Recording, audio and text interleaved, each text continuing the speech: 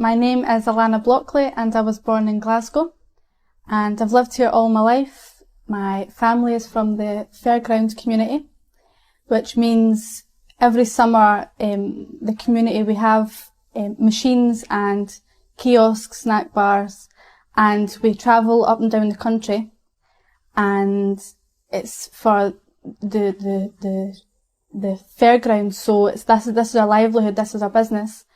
And my family stopped this when I was younger, and we've continued to have snack bars and kiosks for the past 20 years. So I just went to school during the winter months, and then at the summer I would help my mum and dad in their business. And there was no option of having a day lying in bed doing nothing. I was, had to go out and learn the family business and learn, how the way the travelling life was. But as I grew older, I wanted to continue my education, so I stuck in at school.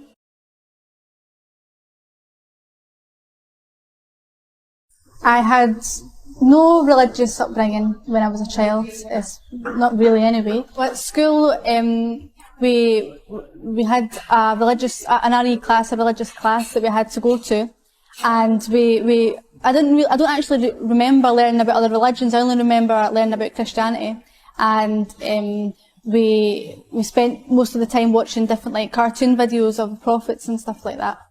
And that was the fun part, watching the cartoons. But the only thing I remember is going to church at primary school in a group and saying Hail Marys and things like that. But it was nothing really taken seriously, or it wasn't like we went to Sunday school, or I didn't go to the church every Sunday or anything.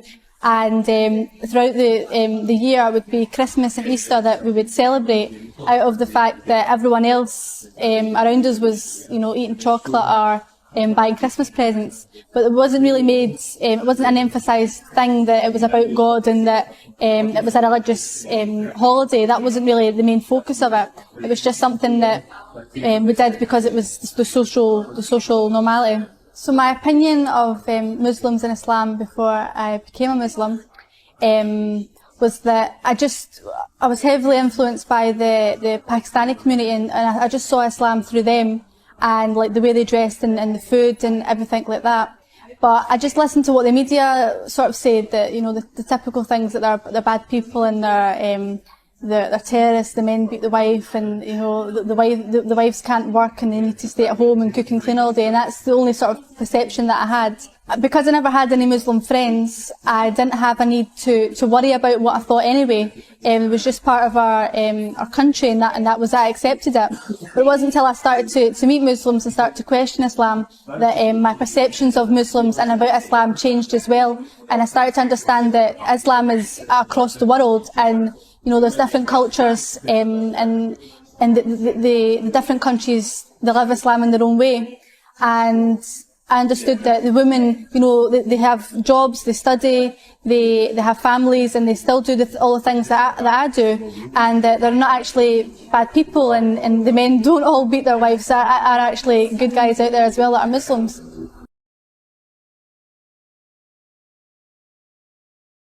Two and a half years ago, I was really fed up. I just finished college, and I was 18 and a half, and I was thinking, what do I want to do with my life? And I was struggling to figure out what type of career I wanted.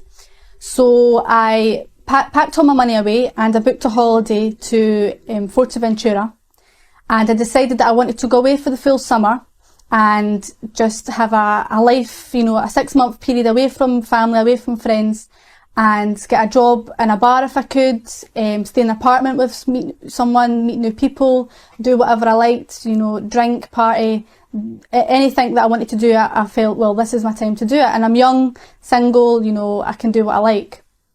So that was the plan.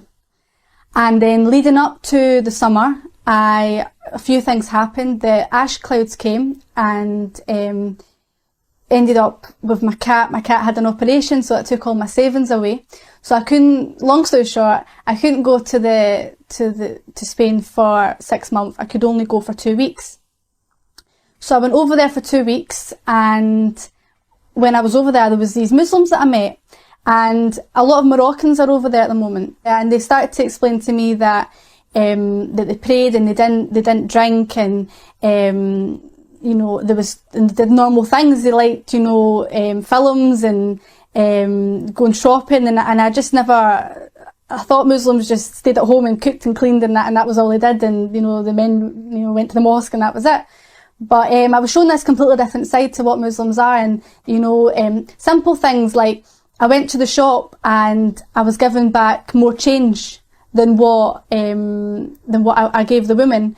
And my friend at the time said, you know, what are you doing? Like, that's wrong. You need to give the change, the money back. You've been given too much change. You know, you need to give that back and be honest. And it didn't occur to me that, yeah, that's actually the right thing to do. So just like even small things like courtesy and, you know, having respect and, you know, just small things that I've not been shown. I don't know if maybe it's a cultural thing, but I could definitely see over time that it was through religion that, you know, having patience that things will work out. And, like having a trust in God that I'd never been shown that before. So that was my first encounter. And what confused me was, if these people, Muslims that I've met are so good, why is the world portraying Muslims as being the worst people in the world? I just didn't understand that. So it was from that moment when I went home, and I didn't have a holiday full of drinking wild parties. I went home sober.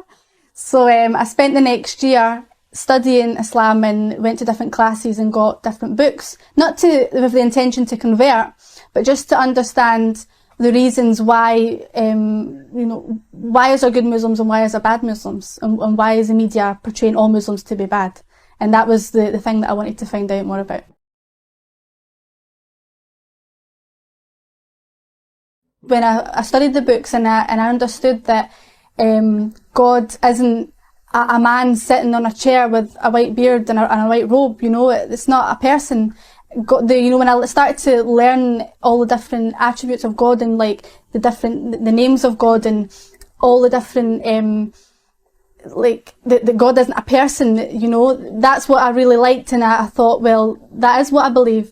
And, that just appealed to me more because the thought that I had beforehand that God was a person, was a man, and I felt I was being judged by a man didn't sit right with me at all. So I did believe it, and I looked at all the different things about Islam, about there being one God, and books, prophets, you know, angels, what happens when you die, and all of the different aspects I believed. And I believed these things before I knew anything about Islam, but I didn't actually know it was Islam that I was believing in. And the concept of like Jesus being the Son of God, that wasn't really it wasn't sitting right with me, because I felt a bit uncomfortable that about Jesus, about God having like a son and anything like that. So I was a bit, I wasn't too sure about that, and that's how I didn't have a strong faith beforehand. But when I did study Islam and all the different things became clearer to me, then I started to think, well, that's actually what I've believed in my whole life and just didn't know it. So in 2010, I decided to take my Shahada. I went to a New to Islam class on a Wednesday, and I met loads of lovely women there, and they supported me through a few weeks that they would support me to take my Shahada and be with me at the time. So I went one week, and with my scarf all wonky, not even around my head properly, and I took my Shahada, and it was really, really nice and really welcoming. And they gave me lots of books and encouraged me to go back every week and learn, you know, learn Islam through them, and that I was just to be patient on my journey and to take every step slowly, and it was you know, I remember it like yesterday, but I was really nervous, and it was really nice, really welcoming day.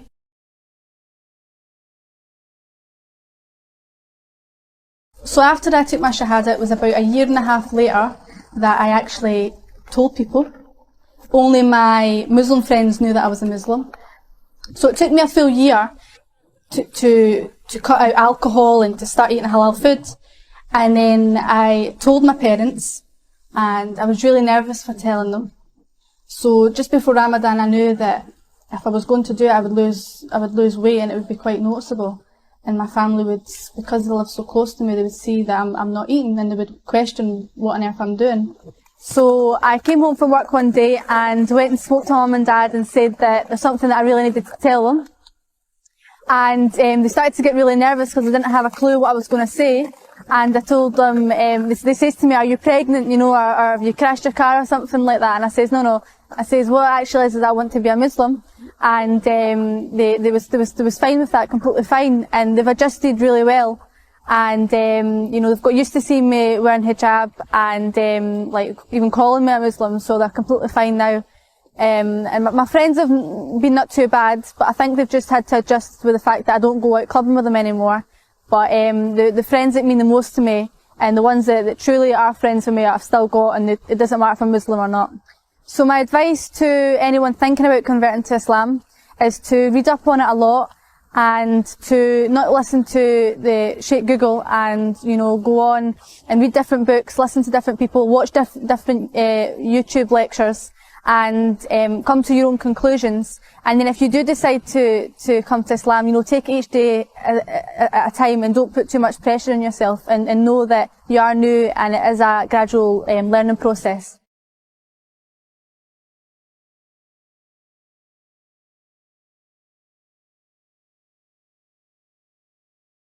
So when I started to study about Islam, the things that I focused on was stuff that was relating to me. For example, the way women are treated and hijab. And I just learned, the reasons why you wear hijab, and what hijab consists of, and the role of the woman in in the house, and how she's to behave towards our husband and our friends, and what our duty is, and that was the stuff that I focused on, because that was the thing that I was unsure about, and that I thought had a lot of misconceptions about, and that was the thing that I wanted to make clear. If I'm going to be a Muslim, am I going to be expected to do certain things that maybe I don't agree with, or what? So that's what I wanted to focus on and learn about.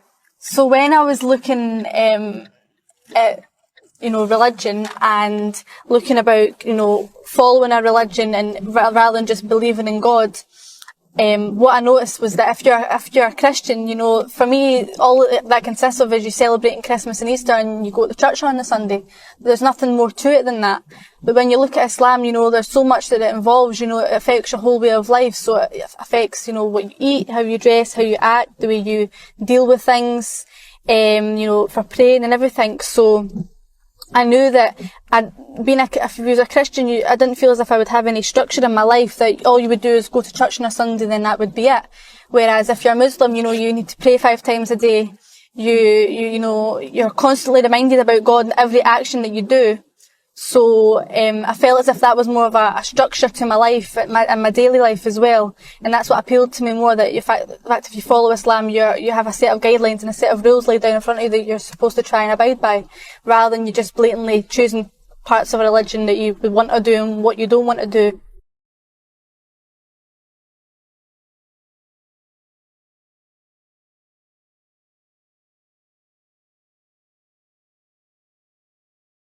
So my first encounter with the Quran was when I was given the Quran. It was a small one, but I didn't really look at it too much because I actually couldn't see the writing. It was that small.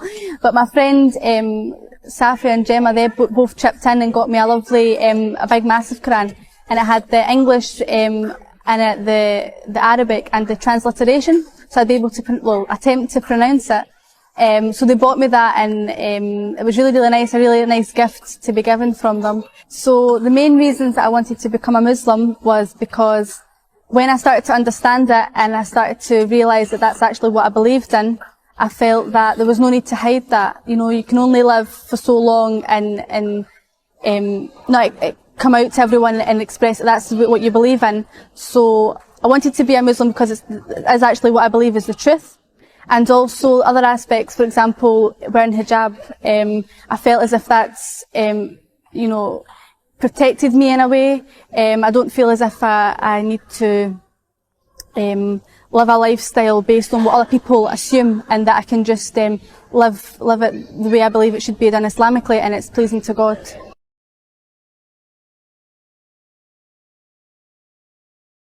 if I was to describe Muhammad, peace be upon him, the one story that I learned, I was told by Sheikh Amar, was that, I don't know specifics and specific names, but I do remember the story that he would walk past this woman's house every day, and she didn't like him, so she kept throwing like garbage or something from her window.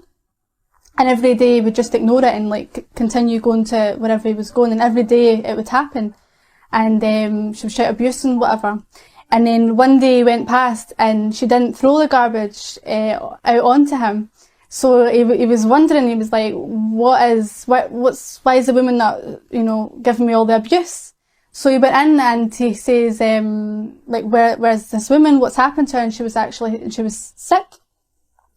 And he was, I don't know specifically, but I'm sure that he went over and like says to her or says to family members or something that, is she okay? I hope she gets better and everything.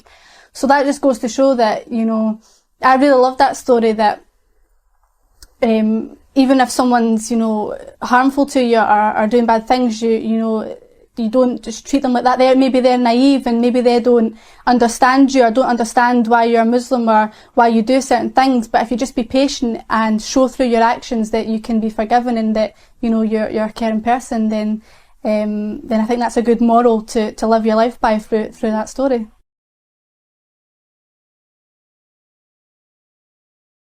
What Islam means to me is, being part of a community that believes in the same thing and feeling at peace and feeling comfortable and knowing what you actually believe in and knowing that you have a set of values that you want to live your life by and sticking to that. So that's what I like about it. And I think if everyone, made some changes in their life and came to Islam, then they would see over in the long run that it's actually a better way to live. And there's much better, when you start not to appreciate the materialistic things in life and you come away from that and, you start to value, different things, like family, for example, having good relationships with your family, you start to appreciate the importance of that. And that's through Islam that you learn that. So I think even something as simple as that's, a good aspect of Islam. And, it's a fun way to live and, more peaceful and happier and, the best way.